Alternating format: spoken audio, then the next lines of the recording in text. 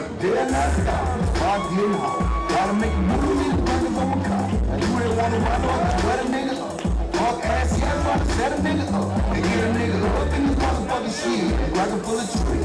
Life is a bitch. So why am I I carry good. The running back sounds good, it's already done. You have to get strong and you're talking about promotion. Like a straight get a nigga life as a motion. That's why I don't know shit. Say you fucking please, I'ma take them to the door. They ain't got nothing on me. Y'all can piss off that tower, nigga roll shit. Got the money right, put it down with a whole one nigga piece. Let's keep it on the street, and we can make that money straight. Flip like apple, these nigga wood. Let's get that off. Damn, flip down the motherfucking dog. Only one fool in this game with the ball. Come clean, I don't come at all. Come clean, I don't come at all. So we can have flip down the motherfucking dog. Only one fool in this game with the ball. Come clean, I don't come at all. I don't want to niggas heat it up. Try to play me up, bad like ball. Niggas what they fuck, who the fuck, what the blood cry. Nigga fuck around and get these motherfuckers slugs. Open your back and you bump what you want. I got to have it. And his opponent fighting out the red corner, making his way to the cage. He is the Hollywood Aaron Brooks.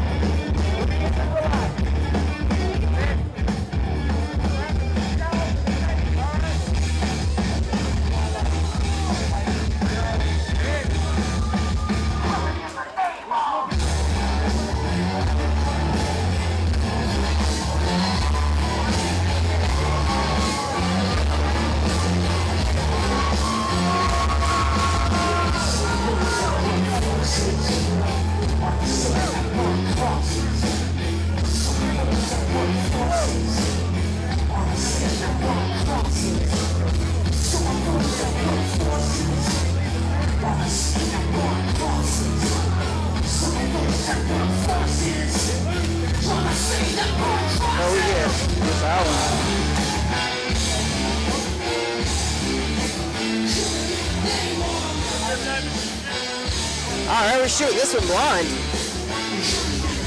I like to shoot blind.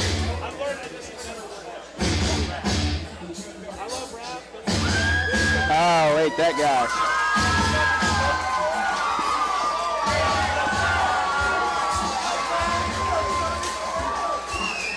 And now, ladies and gentlemen, three rounds in the welterweight division. Introducing first the fighter on my right, fighting out of the blue corner. He fights out of Fort Lauderdale, Florida, the Flatland Bushido Club, making his MMA debut. Give it up for Daniel, the Disciple, Etienne. And his opponent, standing to my left, fighting out of the red corner, fighting out of Gastonia, North Carolina, and Bobby Quest, LLL. His record, 1 win, 0 defeats. Ladies and gentlemen, the Hollywood Boy, Aaron Brooks. We got Daniel, a debut fighter over here, matching up against Aaron Brooks, who's 1-0. Coming all the way up from Florida is Daniel Etienne. Brooks is body quest, can be high cardio, high pace fighter, in your face from the glove touch.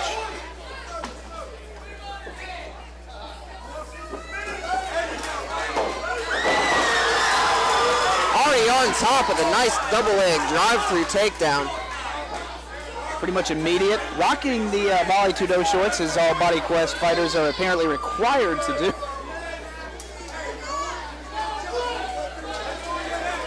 I don't know quite what's going on underneath right here. Looks like he's trying to stretch him out, maybe create a little bit of a distance, but oh wow, there was quite a bit of separation. Over to where he's got mount if he can get his head out. You know, I always found that I did better off on side mount. I end up going north-south easier. I ended up in guillotines. Now, do you feel like with this guillotine there and Daniel throwing it up, that the afro on Brooks is actually kind of a disadvantage and adds grip to the guillotine? It can be, you know, that hair, if you're trying to trap the top of his head against your body, and that hair kind of is, you know, acts as a little bit of, I want to say a lubricant kind of, just it gives you a little bit of space, you know. That hair can also be bad because it can help things slide into place a little bit more. Something might slide over top of the back of your neck where it typically wouldn't. Etienne's trying this arm in again. You know, you really got to have those guillotines right if you're going to squeeze from full mount or from guard like that, just to make sure that guillotine is going to finish him. You know, if you don't extend your legs with the guillotine like that, you're not going to finish. Not with a high-level guy. You know, this is actually the second time Brooks has not really been fighting the arm on the guillotine. He's been using the position of his body on the ground to kind of negate that choke. As if it's not in guard, it's going to be a little bit less effective. Etienne will not get, he kind of punched himself in the face there. Did you see that? Yeah, a little bit there. I think Aaron would be good to kind of try to fight the arms and break the grip here and just kind of keep swimming around with that left arm and keep kind of swimming off the side control. You know, Etienne could gas himself out trying for this guillotine the entire fight.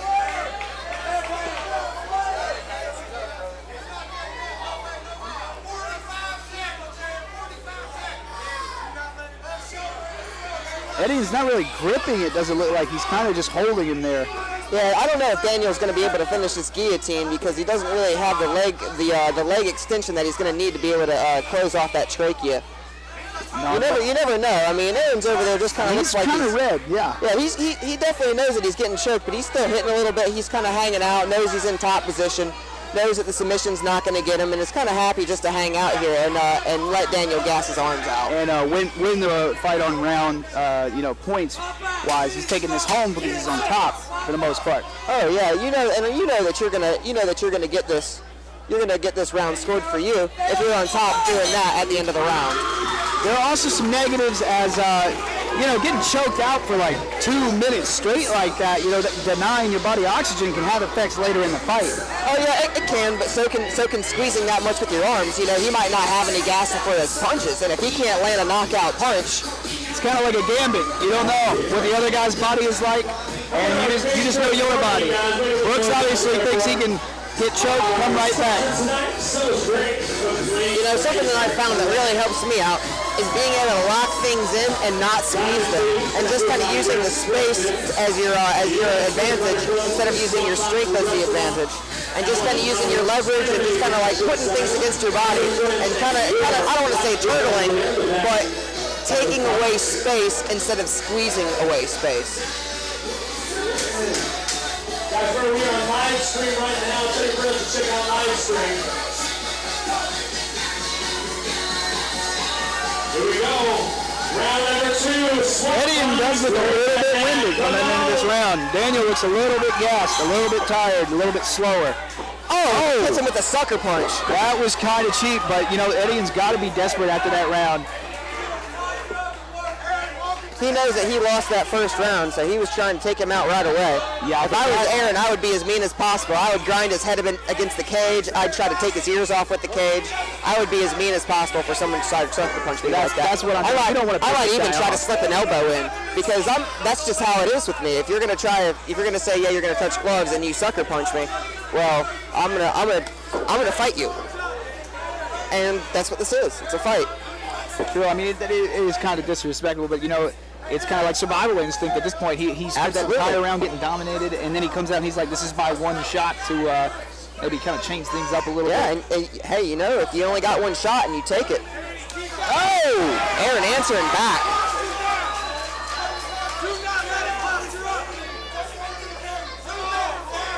He's grinding him into that cage. The Body Quest guys, they get to train with a cage, and they have such great utilization of the cage in situations like this. Daniel's just kind of locking him up, maybe trying to squeeze, not really using much of his guard here, not really trying to work to one side or the other, either opening up a Kimura or an arm and neck, or even trying to slip out the back and stand up or take his back. He's just kind of sitting there underneath, just kind of trying to lock Aaron down, just trying to keep the punches from coming too fast. Those punches are still coming, though. Definitely. Brooks is hitting whatever he could. He was hitting himself just to make contact with Daniel in the first round. all this pressure, the way he's got his body compressed and the damage he's doing, Daniel's not going to have a whole lot of wind coming out in this next round if it goes that long. Yeah, I'll be surprised. This looks like a very grinding match, but surprisingly, Aaron just seems very relaxed being in the guard right there. He could have had an easy pass and just seemed content to stay right here. I think that he's still pissed off from the sucker punch early on in the round, and maybe he just wants to make this guy hurt a little bit instead of finishing it. Drag it out a little bit. Break some ribs. And I can't say I blame him. No, definitely not. I can't say that I blame him for throwing that sucker punch either, though. Yeah, I think we've seen it from both sides, you know. Get your ass beat long enough. Surprised he didn't take the stool in with him. Yeah, man. Let's keep him away from this hatchet on our table.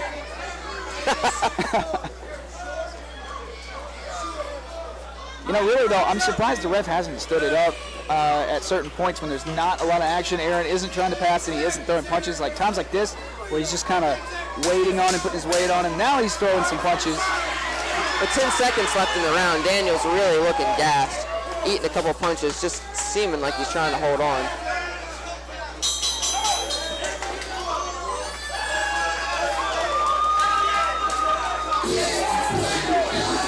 Worst cameraman ever. Pointing at the ground. Let's remember August 23rd, go down here. John Michael Montgomery in the house, right here in the Swamp Box. He will be traveling with local favorite and recording artist Blake Wise. Tickets for this show are on sale now at the swampbox.net. Get your tickets.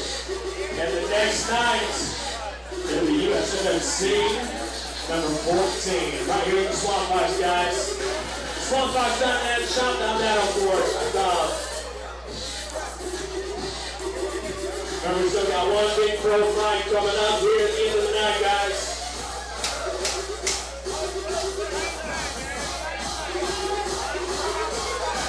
Oh, you see a little bit of damage over Brooks' face from where he ate that sucker punch beginning of the second round. He's got a little bit of redness around his left eye and a little bit of swelling on the swelling on the right side too.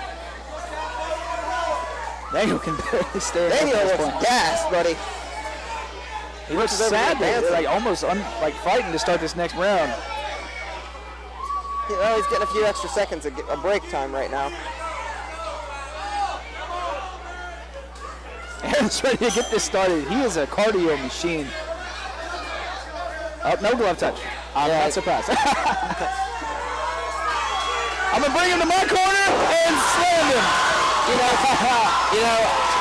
for knowing that there's a stud right in the center of the cage, why would you not slam him in the center? The cage doesn't move there. All around the perimeter, the cage bounces. This is a body quest thing. I've seen this done quite a few times. I'm gonna carry you over to my corner. Yeah. That way Hedgehog can be right in your face when he's yelling at you. Knees to the body. I'm impressed. What was that? Knees to the liver, and I think Daniel tapped out. Not really, or the ref stopped it. Either way, it was a ton of big, powerful. Look at the legs on that guy. He looks like a thoroughbred horse from the waist out. And he was kneeing the crap out of Daniel right on that liver side, and that's how you win the fight. With knees. Wow. To the body.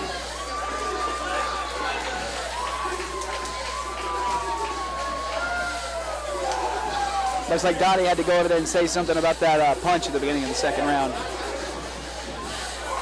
Why wouldn't you say that immediately? I mean, whatever. It's legal. The referees in the back tell you, during the rules meeting, you guys come out and somebody sucker punches you, that's on you. They tell you that, man. They say, well, he might be an asshole. We might not invite him back, but it's a fight. I said fight, and punches are going to be thrown.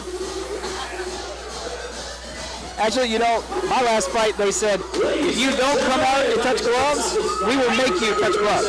But that was like a long time ago. I don't touch gloves.